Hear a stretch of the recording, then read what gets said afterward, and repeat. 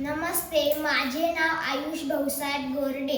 मी आज हे सर्व पदार्थ पाण्यात मिसळणार आहे व बघणार आहे की कोणकोणते पदार्थ पाण्यात विरघळतात व कोणकोणते पदार्थ पाण्यात विरघळत नाही. तर आपण सुरू करूया.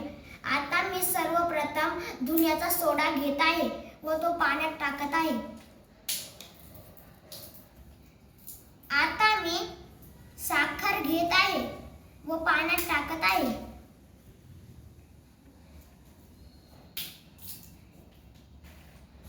आता मी गव्हाचे पीठ घेत आहे व पाण्यात टाकत आहे व मी हळद घेत आहे. आता मी माती घेत आहे व आता हे सर्व पदार्थ आपण हलवूया.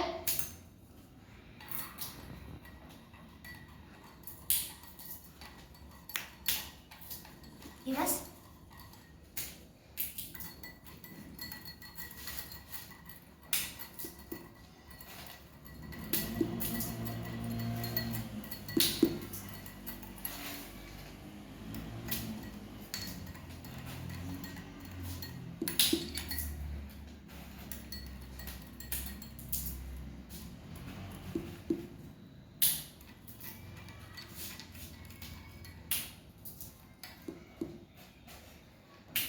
यावरून आपल्या असे लक्षात येते की काही पदार्थ पाण्यात विरघळले आहे व काही पदार्थ पाण्यात विरघळले नाही. तुम्ही पण असे छान छान प्रयोग करत जा. धन्यवाद.